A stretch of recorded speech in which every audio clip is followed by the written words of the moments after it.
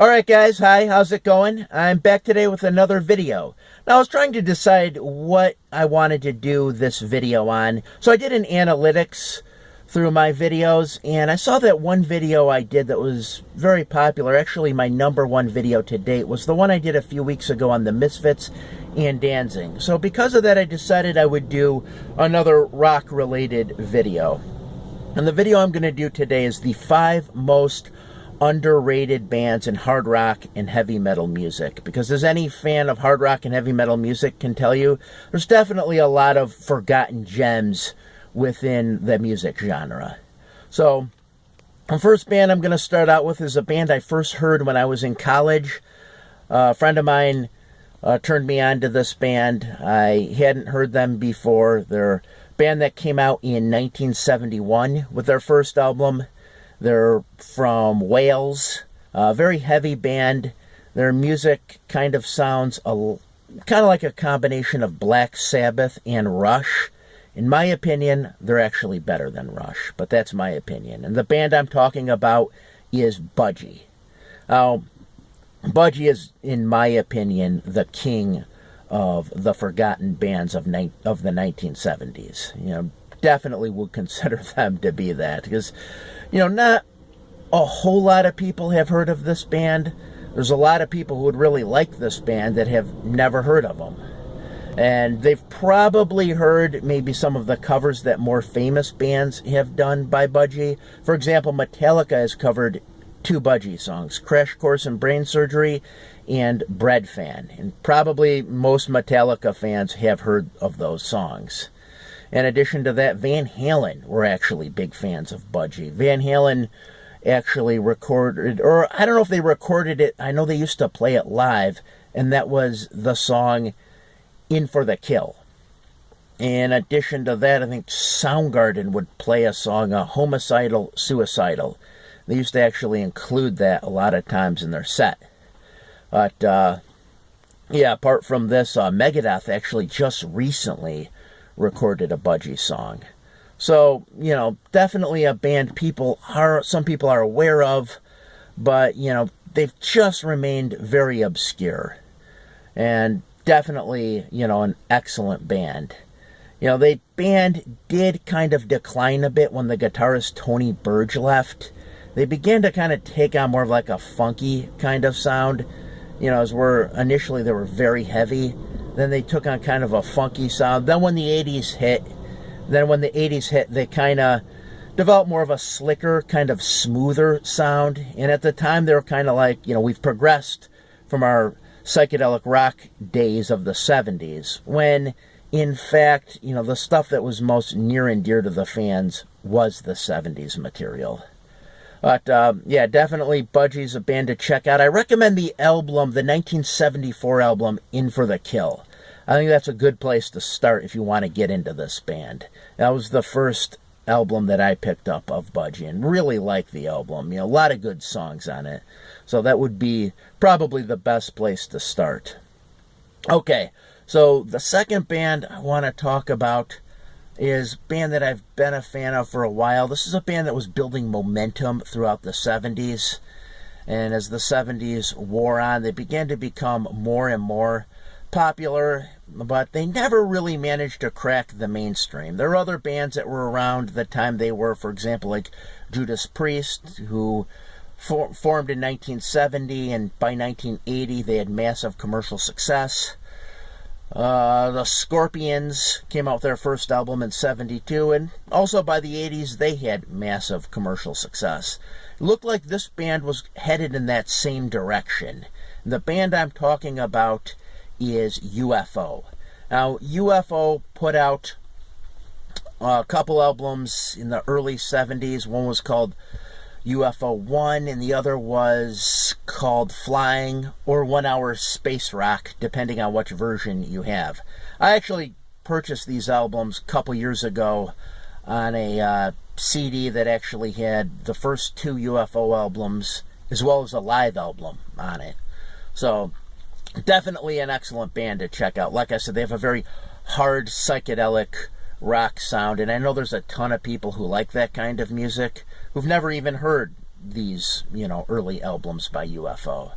So definitely recommend, checking it out, because although Jimi Hendrix and the Doors are great bands, great music, there is some other, forgotten gems of, hard psychedelic rock. So these early UFO records definitely worth checking out. The guitarist Mick Bolton's actually very good. Definitely had a very good style of playing. And for some reason, he was replaced around 74. They replaced him with Michael Schenker. Now, Michael Schenker is an absolutely phenomenal guitar player. In my opinion, he's better than Eddie Van Halen. I actually prefer him to Eddie Van Halen, but that's my opinion. And he's very influential on a lot of the like thrash bands and all that. A lot of those guys, like Kirk Hammett, for example, huge Michael Schenker fan. So, you'll find a lot of people really big into Michael Schenker. Definitely an excellent guitarist. He had more of a style that was like both heavy and melodic. Kind of like how Kirk Hammett's 1980s guitar playing style was. Both heavy and melodic. So, yeah, well, anyways, he joined the band, and when he joined the band, he kind of pulled their music out of psychedelia. It was still heavy, but, they took out the psychedelic parts. The guitar solos weren't quite as long, and the songs weren't as long, but still definitely excellent, definitely worth checking out. And as the 70s actually went on, UFO started to gain more and more fame. And they started to have some songs that were played on the radio. In fact, there's still some songs that are played on hard rock, heavy metal radio stations to this day. They'll still play a few UFO songs. So they were really gaining some momentum. They actually put out a great live album. One of the great 1970s live albums UFO put out in 1979, called Strangers in the Night. Excellent album. I found out about this album from Eddie Trunk.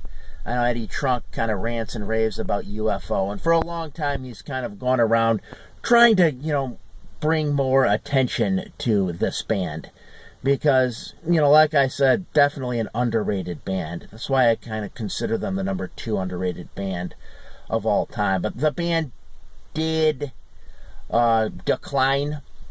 The band did decline when Michael Schenker left the band. I guess the singer hit Michael Schenker. He got mad. He left the band. And the band never recovered from that. They never recovered from Michael Schenker leaving the band. But still, those 70s albums are great. I definitely recommend checking those out. And I should mention that, this list is actually in no particular order. But these are the 5 bands that I do consider to be the most underrated in hard rock and heavy metal. And the third band that I want to talk about is an Australian band. And this is a very heavy band. Would consider this band, and I know other people have felt this too, that they're like the Black Sabbath of Australia. The singer has a vocal sound, a vocal style that sounded very 90s, actually. And the name of this band is Buffalo. Definitely a total forgotten gem of the 1970s. Buffalo's definitely an excellent band, very heavy. Like I said, the singer, definitely ahead of his time. Kind of sound a little bit like Chris Cornell, sort of. But in fact, maybe Chris Cornell was influenced by it, and he kind of chose that vocal sound because he kind of felt no one would, notice, because Buffalo's not really a well-known band. But, why this band never became famous, I probably do know, and the reason for them never becoming famous is actually kind of stupid. It's actually because the album cover art that they had was really bad. And that's true. Just take a look at this band's album cover art from, their albums. It's terrible. But the sound isn't. The sound and the songs are excellent. But yeah, they just didn't really have the best album cover art. And, you could take a look, but, definitely a band I recommend. They actually have a song called Shylock that predated Black Sabbath's Symptom of the Universe by 2 years. And yet it's a very heavy song. You know, definitely worth checking out. Came out in '73 from their album Volcanic Rock, which is probably the best place to start with this band. It's not the first album, but it's probably, if you want to get into this band, I would recommend starting with that album. But, yeah, definitely have some great songs. And really heavy for the 70s. So, okay, that would be the third band. Now, the fourth band, and I'm going to now pull it up to the 1980s.